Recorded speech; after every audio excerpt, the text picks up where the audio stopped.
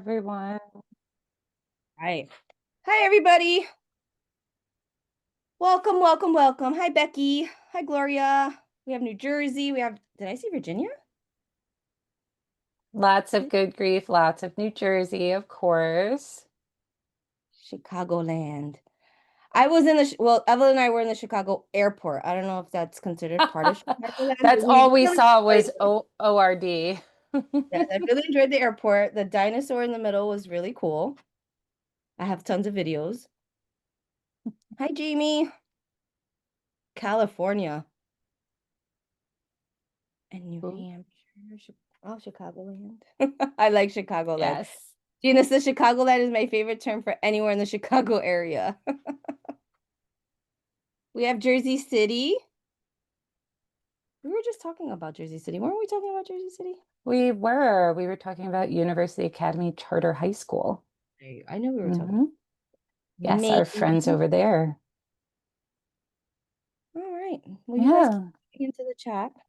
Well, hello everyone, and welcome to our slightly early for a reason Children's Grief Awareness Day webinar. We do this every year as a way to walk through the activities that our team has created for you all to use, whether it's in the classroom or at home. But today really is, I think, focused more on the classroom side.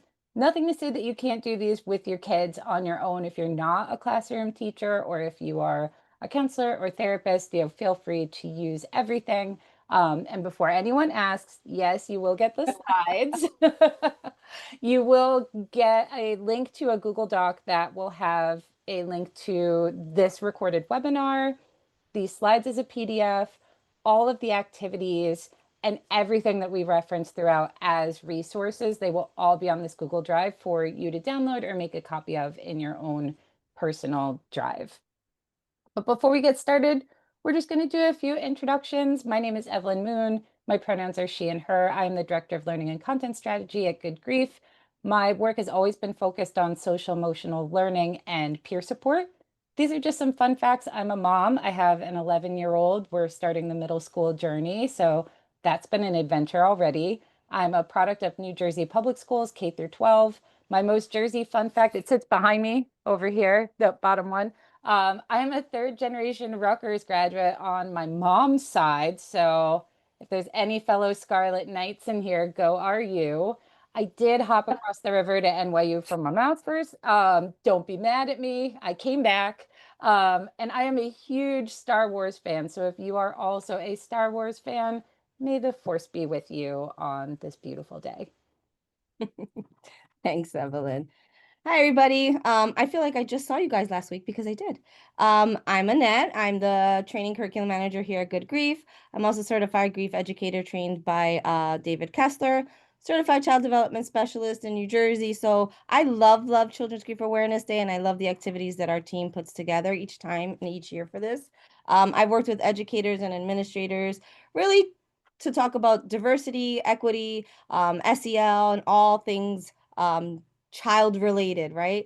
I'm also a product of the New Jersey public school system, not Rutgers. That's all Evelyn and her family. But public school in New Jersey from first grade, all the way through high school. And I am a first generation Montclair State graduate. So go Scarlet Knights for Evelyn and go Red Hawks for us. I have three incredible children, a lifelong Mr. Rogers fan, and I truly believe that with empathy and connection and belonging, it really helps all of us heal and grow together. And I think we need a lot of that these days. Mhm. So we are Good Grief, right? Our mission is right on your screen. We build resilience in children, we strengthen families, and we empower communities to grow from loss and adversity. These are, I think it's in the next slide, our beautiful buildings where we conduct our nights of support. You have Morristown there and Princeton. Some of you probably remember that I always use the Princeton nighttime one, and I get a little jealous. So this time we're both in the daytime because the Princeton one looks so beautiful at night.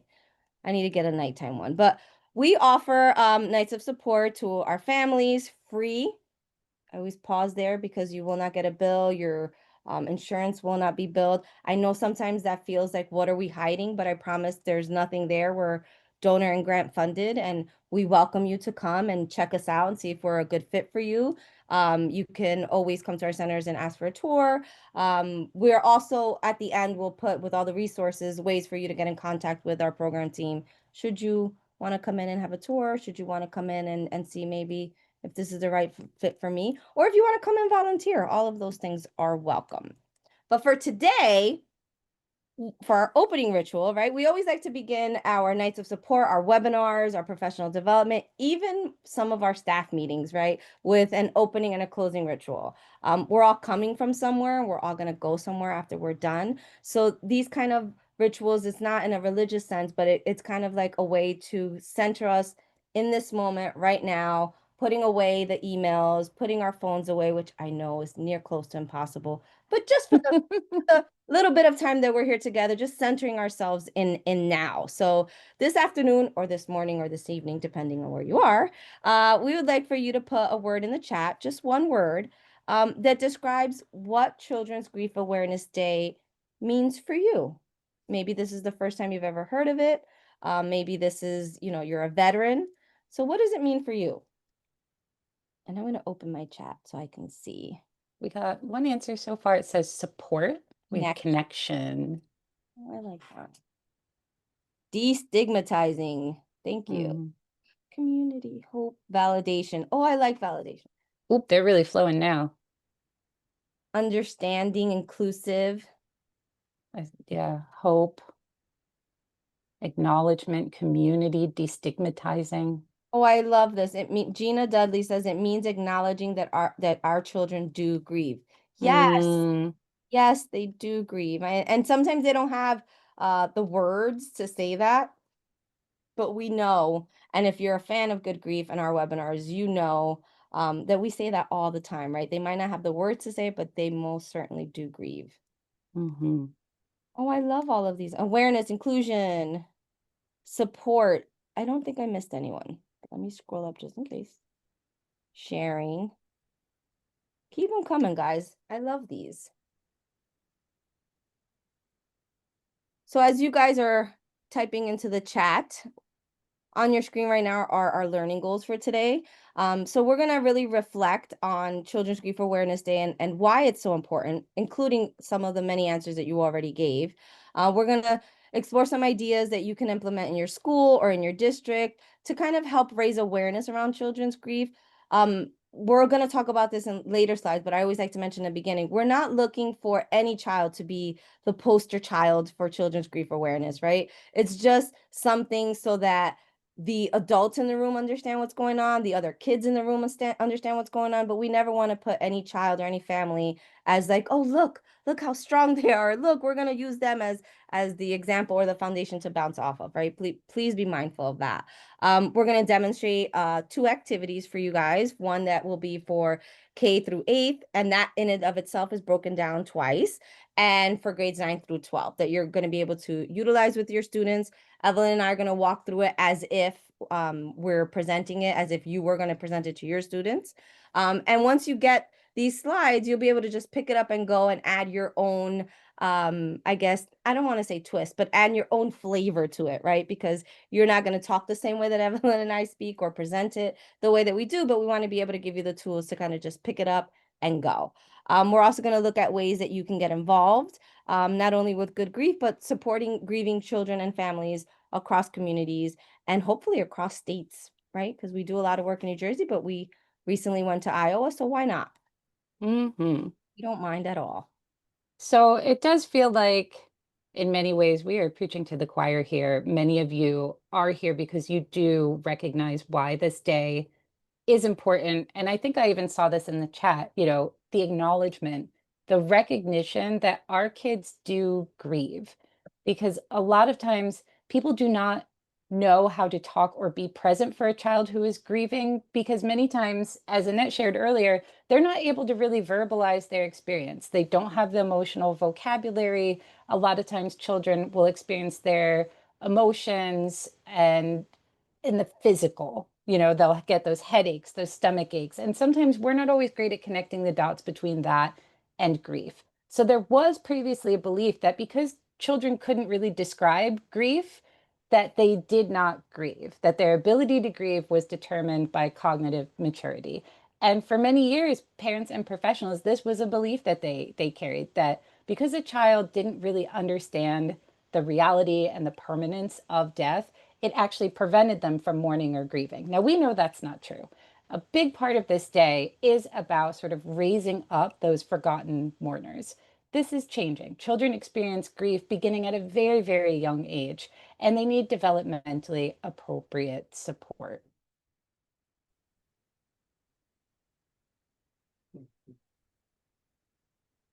It's really taken its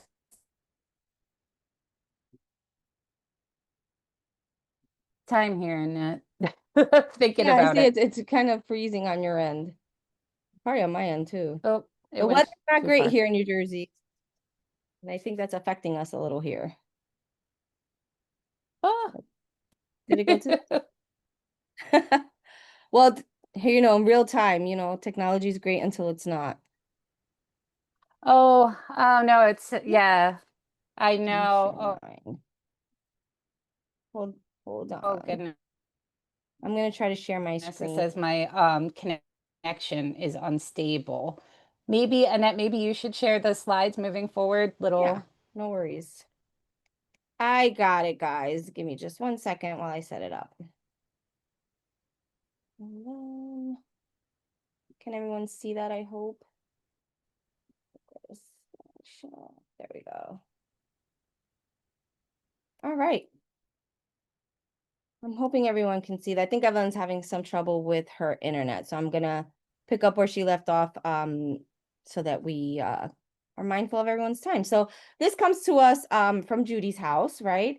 And one thing I really love about this website and the JAG Institute is that they do a yearly estimated rate of childhood bereavement. So if you're really into data, if you're really into, statistics, not something I'm great at, but I love reading about it, right? You're going to love this website because it shows the national, the state, and the county levels of childhood bereavement. So looking on your screen, you'll know that at 1 out of 13 students will experience the death of a parent or sibling by the time they reach the age 18. And this is strictly just the death of a parent or sibling. This does not take into account the various other losses that young people experience. We know there's a lot of different non-death related losses that play into grief, but Judy's house and this child bereavement estimation model just talks about the death of a parent or a sibling. So I want to make sure that you guys understand that it does not take anything else into account. We also know that more than doubles by the time they reach 25 years old. So that means that 1 out of every 7 students that you see before you are bereaved or will be, right? So we also know from Judy's house and studies done by the New York Life Foundation that 90%, and I always find that number so alarming as a former educator myself, 90% of young people will experience the death of a relative, a friend, or an important person in their life before they even reach the age of 20. mm. So Evelynn, you're back. Yes. Yeah. Hi. I was waving. I'm back. It kicked me Okay. out, but I am here, and thank you. No problem, no problem. See, Um, this is I why think we left off co-facilitation is so important. absolutely. We left off on the Jersey. My God, I had a brain fart there. On the slide that we have now, if you wanna. Yes. So as you saw, Judy's house does an awesome job every year of doing the estimated rates of childhood bereavement, looking at it from a national level. And I'm sure, as Annette was able to emphasize, we're looking strictly at the death of a parent or a sibling. They also do statewide and county level analysis as well. And as a New Jersey-based nonprofit, who, as you could see from our chat, our reach does expand beyond just New Jersey, but looking at sort of the hometown for our 2 centers, Morris County, which is where our original center is, has the lowest in the state, which is really interesting. Our other center is in Mercer County, which is sort of right in the middle there on the left.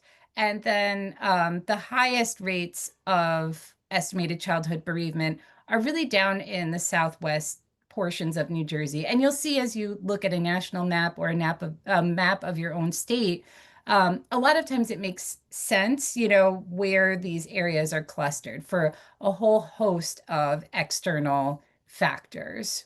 Mm. I'll go to this one. Oh, I cheated. Okay. Oh, That it's one. okay. Pretend you didn't see that, guys. So I wanted to ask you all, and you're all going to be super honest and pretend you didn't see that slide. How would you describe grief? What is grief? We always say we should begin at the beginning. So, yeah, we've acknowledged that children do grieve, that this month is very important. But what is grief?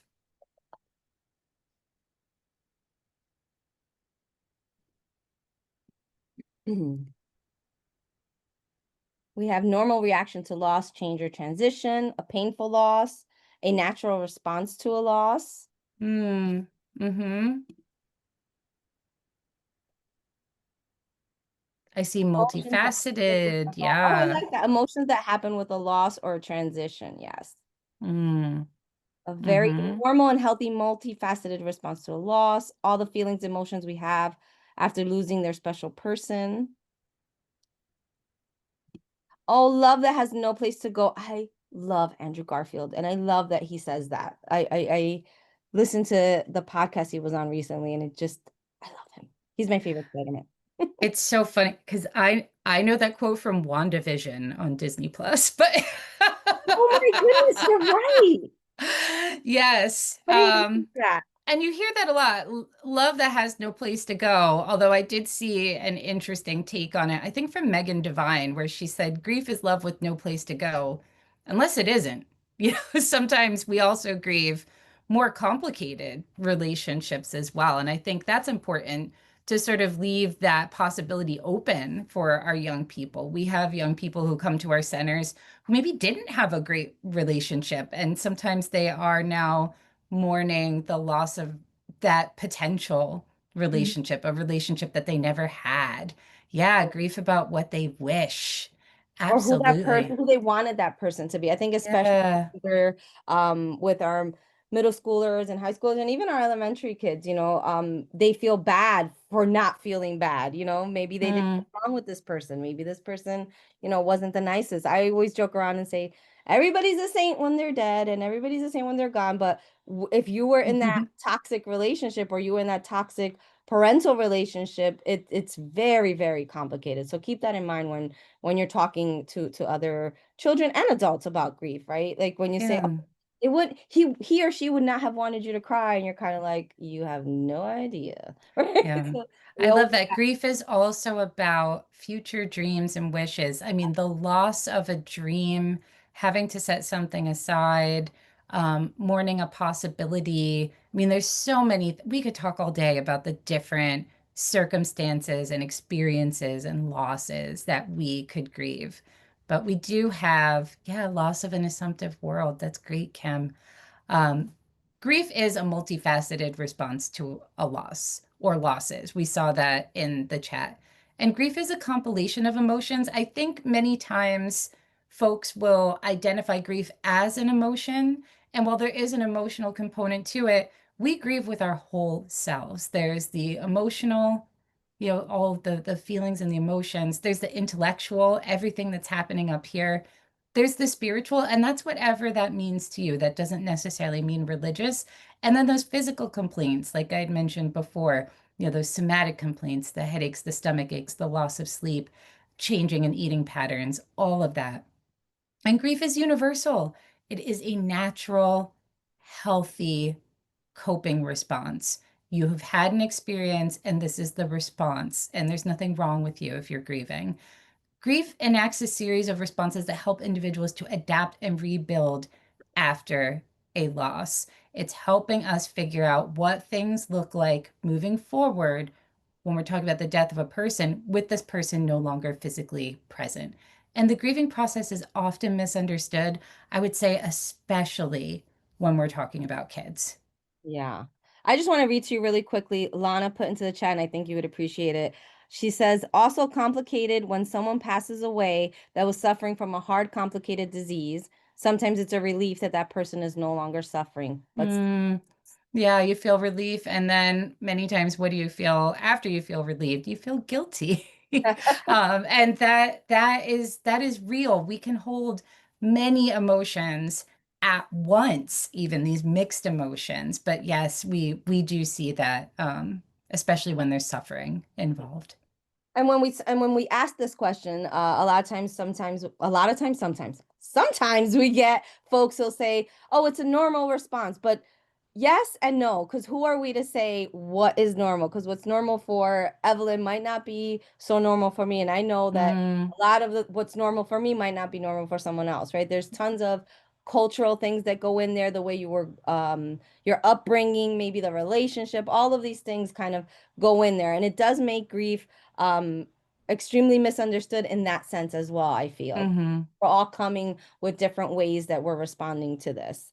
So just, be mindful of the words that we're using. I'm learning that daily from not only good grief, but from people that I talk to, and they say things and it automatically, like, my spider senses, I'm like, wait, this is what, Evelynn and Gina and everybody from Good Grief is talking about. And I'm slowly understanding that, the way that you say it and your tone and the words that you use really make a huge difference. So, a nationwide survey by the New York Life Foundation revealed that a majority reported, rather, that it takes as many as 6 years, and this always like boggles my mind. It takes as many as 6 years to move forward after experience a loss.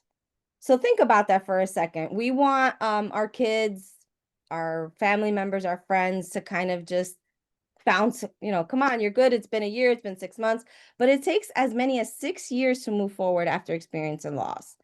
But the support from family and friends wanes within 3 months. So here we are, 6 years. We know the second year sometimes is the hardest because that first year you're kind of still in shock, right?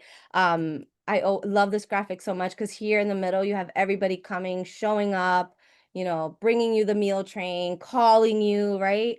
But that support very quickly wanes, and a lot of times it's because people have their own priorities, their own commitments. Not saying that they're bad people, right? They're not trying to harm us. But they might think, if I go over there and I bring something up, I'm harming them again. If I call them and ask them how they're doing, I'm re-traumatizing them, right? I've heard people say, I don't know what to do and I don't know what to say, especially when it's a child, right? We have this thing that we want everything to be rainbows and butterflies for our kids. I am 100% guilty of that. If I could just bubble wrap them and leave them in a nice little room with them being happy, I'd be like so excited, right? But that's not how our world works, right? We need to kind of work through these emotions and understand what's going on, right? And this underscores the deep need for a place like Good Grief, right? We at Good Grief, we normalize talking about grief. We normalize talking about grieving and all the emotions and the responses that come with it, right? Our nights of support really help our children and their families to not feel alone in their grief, but to not also feel, as a lot of times I hear the kids say, weird about it. Like nobody's being weird or cringy about it, right? Because we're all understanding where you're coming from.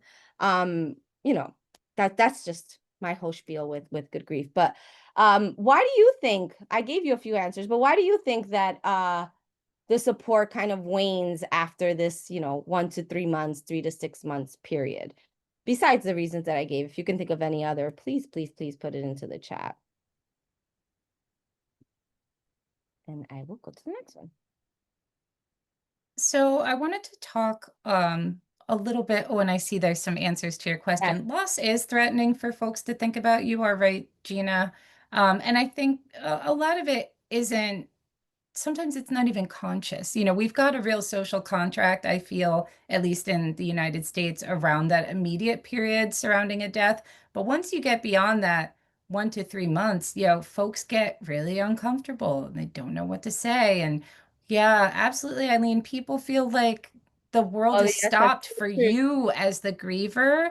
But people get back on with their lives because chances are the loss isn't as closely connected to them, and there's still things to do and jobs to work and kids to take care of, and grievers can have fun, and sometimes that's weird for them too. They find themselves laughing and they're like, oh my God. And I think that's especially true, Evelyn, when it comes to kids. Like kids will be, Mm-hmm. playing on the playground or eating their pizza or just drawing, and they'll say something that completely rocks your world and then go back to doing what they were doing. That's just Mm-hmm. that's how they process. And for adults who don't have the proper vocabulary or don't know what to say, that can be very, very jarring. Mm. Yeah, and I think people's lives go on even though the griever has not. People want to fix, but they don't know how. People forget when they aren't personally affected. People look at the griever on social media and see a smile and think, oh, they're fine now. People expect the griever to move on after a few months. And sometimes I think that's wishful thinking on our part. When you see someone, you go, oh, it's 6 months, they look fine. That means when I experience a loss in 6 months, I'll be fine too. But that we know that's not the case. Grief truly is a lifelong and non-linear process and experience. Well, we Yeah. also have, on the flip side, the ones grieving may not always want to talk about their loss, and it can be hard to know how often to directly ask. Yes, that's so Mm, true. You might have someone who, you want to say, "Hey, what was your person's name?" And they'll tell you their name, they'll tell you their favorite color, they tell you all these wonderful things. And other people, you ask what's their name, and it kind of like grabs them by the throat, and they kind of can't say anything, right? So it is a little hard for us to navigate, but I think just letting people know, just asking, like, hey, do you want to talk about it? That's fine. Even saying, I don't know what to say, but I'm here. It doesn't, I think that we've seen a lot of movies and a lot of things online and on TV that make it this grandiose gesture, and it really doesn't have to be that. It could be something very simple as, hey. mm. And sometimes you just say, hey, and everything just comes boiling to the surface, or they'll tell you, I don't. Yeah. Well, and I think with kids, sometimes we have kids in our centers who say they go to school and they don't want to talk about it because school is a place where they can kind of turn it off and be as close to what they feel normal is. They don't want to be known as the kid with the dead parent or the dead sibling. They just really want to be able to tune out. Some people even do that with their job. They get to work and they just want to be about work because it's a time to kind of disengage from that. But I want to get on with what actually is Children's Grief Awareness Day because I feel like we could talk about this absolutely all day. So, what I like about Children's Grief Awareness Day, so, I can see in the chat, we're with our people. We see the stats, we have the experiences, we see the need. So, Children's Grief Awareness Day, if you didn't know, is always celebrated the third Thursday in November. So, it's always that Thursday before Thanksgiving. The whole month is Children's Grief Awareness Month as well. So that's part of the reason why we wanted to do this webinar a little bit earlier because we wanted to give folks time to actually incorporate these lessons potentially on the 20th of November, which is Children's Grief Awareness Day this year. What I really like about Children's Grief Awareness Day is it began as a result of kids. So it began in 2008 and it was a collaboration between some children in Northwest Pennsylvania and Highmark, the Caring Place. It's a center for grieving children. If you're familiar with Pennsylvania, they have several centers. We love partnering with them. We'll talk a little bit about how we're all connected in a moment. But Highmark, the Caring Place, collaborated with these young people because these students wanted to bring more attention to what they had learned some of their grieving classmates were going through. They just had no awareness, no idea. And, we have awareness days and weeks and months for everything else. So they really took that initiative and they wanted their peers to know that they're not alone, they're not forgotten, they're seen and they're supported. So out of those sort of grassroots beginnings with these school children, it's grown into a real event. Thousands of individuals and organizations, we all work to raise awareness to make sure that children know that they're not alone, to sort of change that conversation in our culture and make death and grief a topic that we can speak about more openly. And we're really proud to be part of this movement. So this year we are directly partnering with Highmark, the originals. We'll even have some of their resources in the Google Drive that we will share with you that you can utilize as well as you're sort of working towards acknowledging Children's Grief Awareness Day in your schools and in your communities. But This year, we partnered with author Maryah Greene, who wrote a book called Good Things. And we have a whole extended day video with her that they will be highlighting on Children's Grief Awareness Day with Highmark on their YouTube channel. So you'll see the activities that you're going to see today. So you got a little sneak preview. Y'all, you don't have to wait for Children's Grief Awareness Day, but you get to see us do them with the author, which is pretty cool. She has done a reading of the book, and we have an interview with her in our center. So we'll send out information for that once it's all up and running. But we're very excited to have a deeper partner with really the founders of this whole wonderful movement of helping ensure that grieving children don't feel alone. Yes. And it was so wonderful to be with Maryah. She was amazing. And even just to sit and do an activity, in our centers during our work day, I said to Evelyn, I could work every day like this. This is wonderful. I would love to color every day, right? So thank you so much for that, Evelyn. I appreciate that. So I'm gonna kick off the lesson for kindergarten through second grade, and then I have another one that's for third grade through eighth, and then Evelyn's gonna do our high school kids. I think I'm better with the little ones because I'm closer in stature. So we get to work really well together. But when you're in your classrooms and it is Children's Grief Awareness Day, you're gonna start off your lesson by explaining, that today is Children's Grief Awareness Day, and it's a day that's observed nationally to raise awareness about grieving kids. You want to make sure that the students in your class understand that you're doing this to support them. It doesn't mean that um, all of them have to share that their person is no longer with them, or if they want to share, that's great. You want to leave it open for them, right? You might want to say to them that they could say if they're grieving, right? You could say if you're grieving if you want to, or you can pass if you want to. You just want to ensure that you're creating a very safe space for them so that they feel comfortable enough to share without making it feel like you're pressuring them to share. So I like to say, like we say in Good Grief, when you feel hot, you pop. You're more than welcome to pass. All answers are welcome. It's kind of like what we go for here. Mm. So you're going to start off by explaining to them what Children's Grief Awareness Day is, why you're bringing it up to them today, and what you're going to do, right? You're also going to want to set up some group agreements. Again, leaning into this safe space. There's a safe space here. We have some ground rules here, or we have some group agreements here to make sure that it remains a safe space for everybody, right? So these are the agreements that we use in our centers and in our facilitation trainings and in the trainings that we give to schools and beyond. You can tweak this if you'd like. What I like to do is ask the folks that are in the room, is there anything here that you think we need to adjust?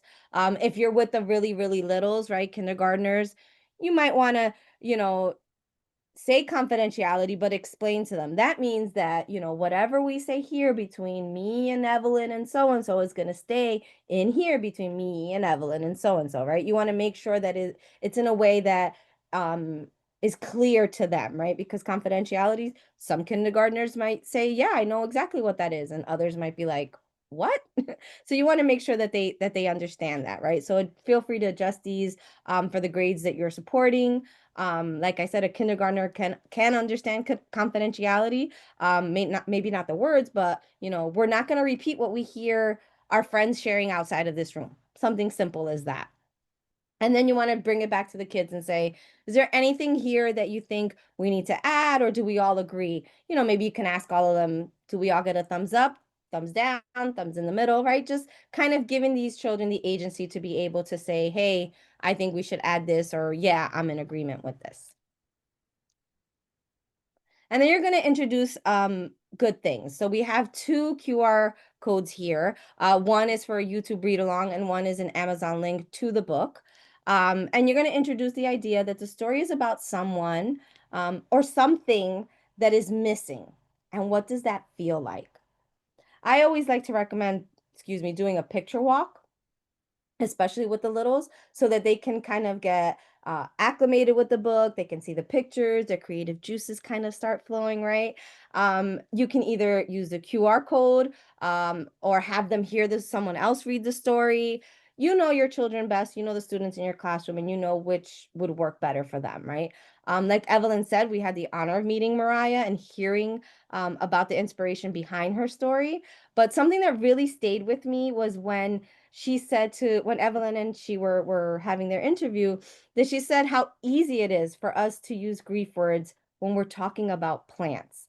And if anyone who's on this call knows me, knows that I call myself the plant whisperer because plants come to me to make their exit out of this world because it doesn't matter what I do, I can never make plants grow. So hearing her say that kind of struck me because I was like, oh my gosh, that's so true. Like it's so easy for me to say these words about plants, oh, my plant died. Oh, it's no longer here, or I didn't I feed it. killed it. I killed it. Yeah, it's so easy for me to say those things, but it has been in the past very difficult to use words to describe the grief that I carry or that my family carries, right? And hearing Maryah say that, it kind of was like, oh my God, she sees me too, right? It really made me pause and reflect on what we choose to give a voice to, right? And sometimes when we silence our own emotions, we might feel like a child might feel like they have to silence their own emotions too, right?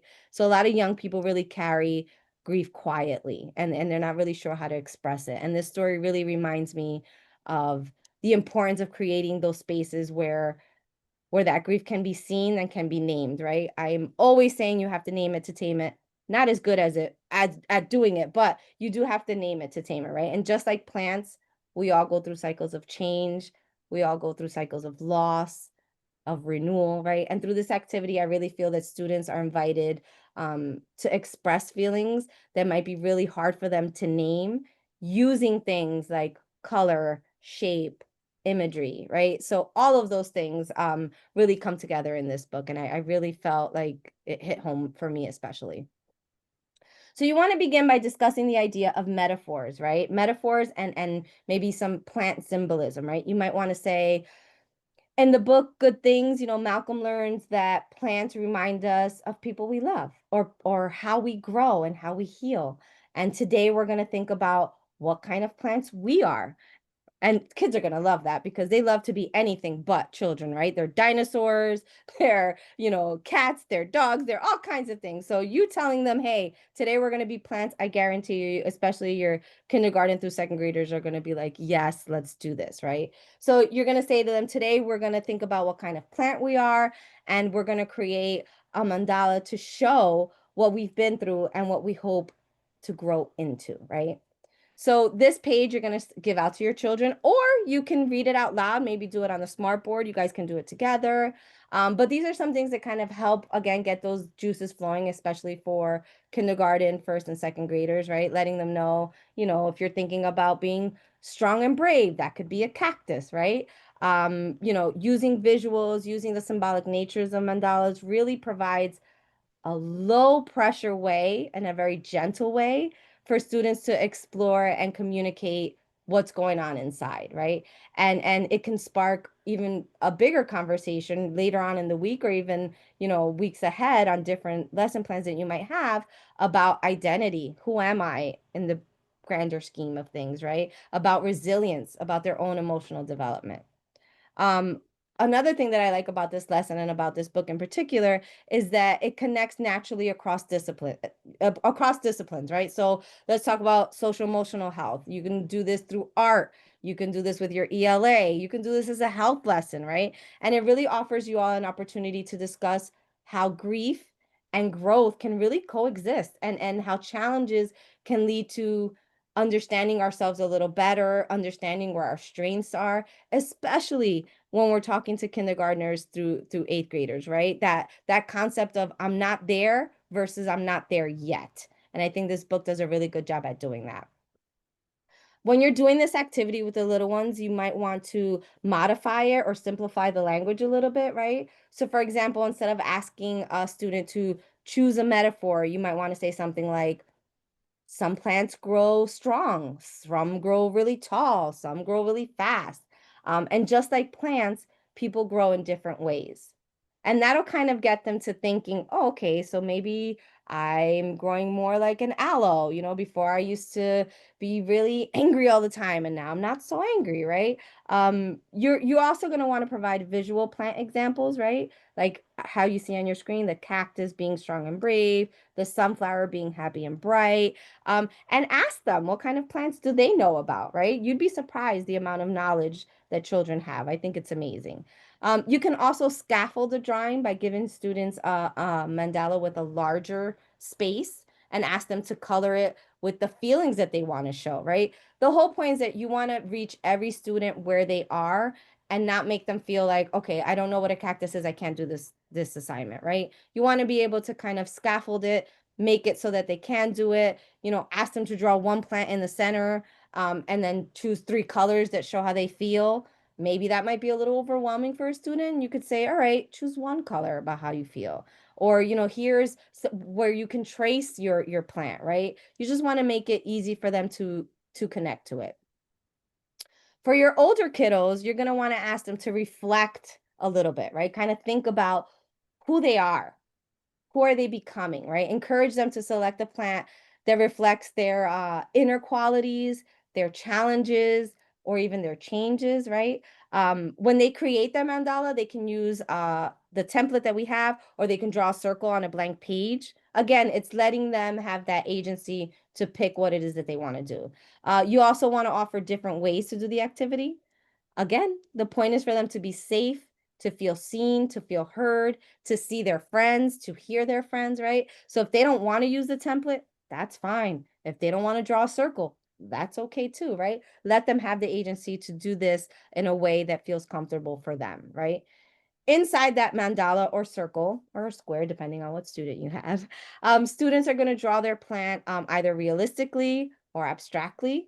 And then they're going to fill the space with symbols, with shapes, colors, anything that reflect their emotions, their stories, or their hopes. You might want to invite older students to add words or maybe some quotes, anything that supports their theme. Here I want to show you a finished product, right? This is from a K through 2nd grade student, and this is a 5th through 8th grade student. So you see there's little differences there. This one drew a sunflower. Here we have a cactus, right? Here you can start having some reflections with your students. And these reflections can be done in many different ways. You can have them pair share because that's safer. Even with adults, we do a lot of pair share. And then they can come back to the bigger group. Or you can use open-ended concrete questions like in a circle if you wanted to. Or if you know that there are some students in your room that really are struggling with something at that moment, maybe a one-on-one check-in with them, right? But you're going to want to ask them, okay, what plant did you draw? And what colors did you use? And what do those colors mean to you, right? You can also ask them, what helps you grow strong like a plant? And what do you need when you feel sad? What do you need when you feel upset? You know how a plant needs water? Well, what do you need? What does Annette need to be able to grow and feel better? And this way you understand what the student is saying to you, what it is they need in that moment, and then you can adjust your lesson and even the way that you check in with them. And with that, I'm going to kick it over to Yes, I answered in the chat, but there was a question about what you all will receive. You will receive this PowerPoint as a PDF. I don't think this will be as helpful as the other things that will be in the Google Drive, which are the lesson plans, the handouts slash worksheets, Google Slides that you can use in the classroom if you want to sort of have your visual learners follow along. So you will get everything including a link to this very recorded webinar if you want to go back. So good things. I'm an adult, even though I'm in denial. Um, and this is a book that I think many times people would look at and think it's a kid's book. But even I, reading this book, had a reaction to it. So I know sometimes you might look at this and say, I don't know if this is for 9th through 12th. I think it absolutely can be. A lot of times it is about the self-reflection and the sharing of our stories and experiences. And this is just one way to get to it with your kids. So on the next slide, you'll get a sneak peek of what a good grief lesson plan kind of looks like. Much like the first activity, you will start by talking about what Children's Grief Awareness Day is, an explanation of the activity itself. you'll want to sort of talk about, what the things are that Malcolm learns. He learns that caring for something, a plant, a memory, it can keep a connection alive. To me, this book is very, very rich in continuing bonds, which is something we do support in our work here at Good Grief. So this is an opportunity for our older students to reflect on the impact others have left on us, and also the legacy that we want to leave behind in the lives of others. So you'll have a discussion with them about who has helped shape you into the person you are today. Mhm. What lessons or values did they give you? And how do you want to grow from that? So this is an exploration of identity, legacy. It's an opportunity for creative expression, and to build connections in your classroom. So we do have a template. I think it's the next slide. Um, so they get a couple different options of leaf shapes, but what they are going to do is essentially get on there and either identify a person who has impacted them or the legacy that they want to leave behind. And I think with most artistic expression, we don't want to give them too many rules. We want to give them the guidelines. We can give them the template. If they want to draw their own leaf, that's absolutely okay. They can do that. And you can see we have an example on the next slide of what this can look like. So I hope someone says, Davian taught me about movies and production. Here's another one. Never forget where you came from, which was something that their mother imparted onto them. And you can see these are very, very different, but they're very personal. And then something that you can do afterwards is you could create a bulletin board. You could create a tree. I think it's important in activities like this to have a little pair share, so that way the students can interact in a more low risk way and sort of talk about their leaf, talk about their person, talk about the legacy they want to leave behind before you bring it back for a whole group reflection. So this is sort of what we're thinking about for the older students. Again, you'll get the full lesson plan. You got a little sneak peek of what a good grief lesson plan looks like these days, but you will receive all of the resources to prepare to do either of these lessons in the classroom. Yeah, and I agree with Evelyn with regards to the book. Even Maryah said, that when she was writing it, it was very cathartic for her. And she said she dedicated it to her grandma, because she said as being, I think is she the youngest or the only girl? I can't really recall, but I know she told us a story about how she would do things and would tell everybody in the room, look, I did it. And inside her book, she said, Grandma, I did it. So I think that resonates a lot with the older kids, that legacy, that um, Mm-hmm. who am I going to be? Who am I emulating? I think it really rings true. Yeah, and I shared in the chat. I didn't want to share the direct link to the video, but I found something on Upworthy about Maryah. Some of you may have actually seen her Yes, video. I did and did I'm not glad. put two and two together. She surprised her father with her first book, Good Things, being published, and took him to the store and showed him the shelf. He's picking up every other book but hers at first, but eventually he gets there, and the reaction was just so wonderful. And she says she could kind of tell when it's making the rounds online again, because suddenly there's a lot more books being ordered Yes. because people are just so touched by that interaction. And I think, again, it's about the people that have made an impact on you and the Mhm. legacy that you want to Yes, leave yes. It's behind. an awesome video. And I didn't put two and two together either until she told us about it. I was like, wait a minute.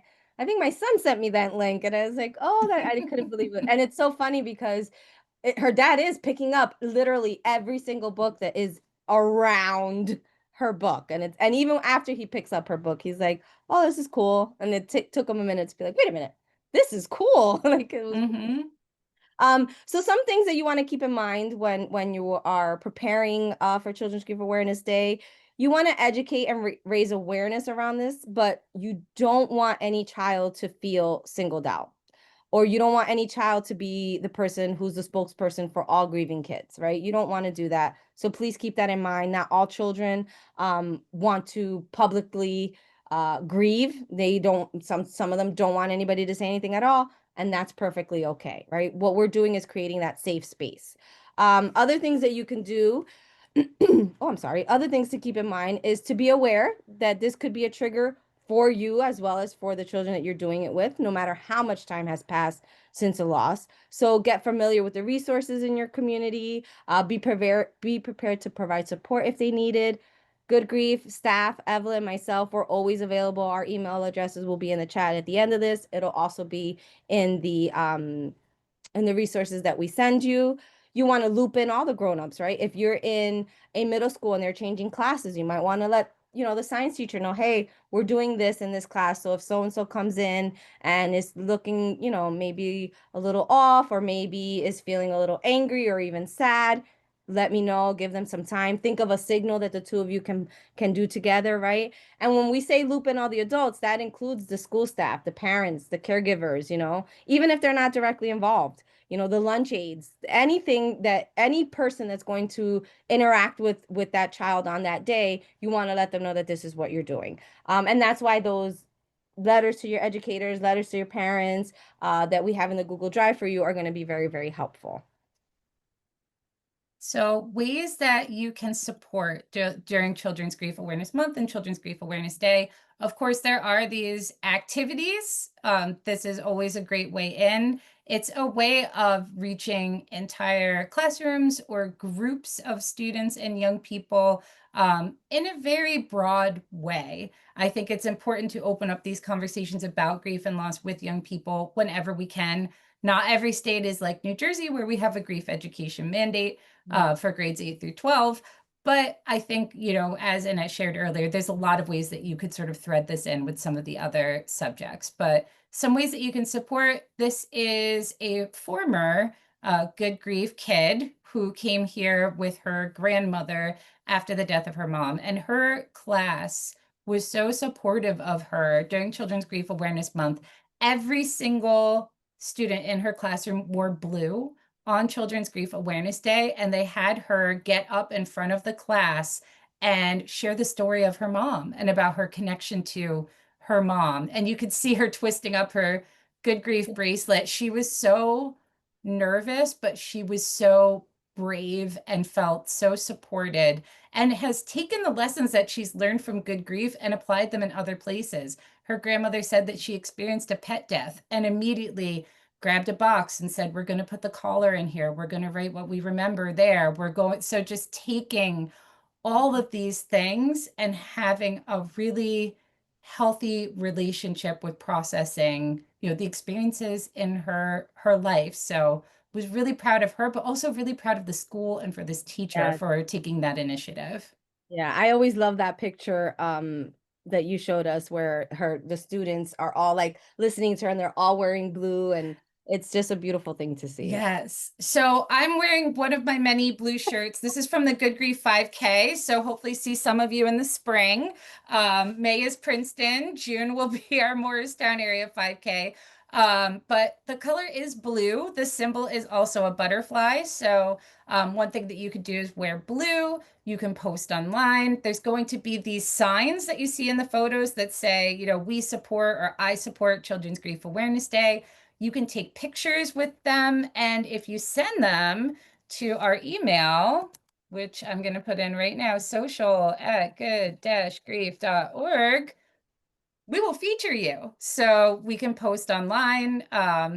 You could see, oh, we have a much bigger sign right there. That's one of our but we will take photos, we will share, we will tag the day of Children's Grief Awareness Day. We personally, from sun up to sundown, well into the evening, it's just photos of our supporters. So if you want to sort of join us and be part of that wave of blue and holding up the signs, you can reach out to us, or you can just do it on your own. You can also support your local grief support organization. If you go on to the National Alliance for Children's Grief, nacg.org's website, you can find whoever the closest grief center is to you, and you can support them in a ton of ways. Oh, that's awesome. I love that. Mm-hmm. Some other things that you could do, we have a script for morning announcements that if you're a school, you could have them read the day before and the day of. You can have a moment of reflection.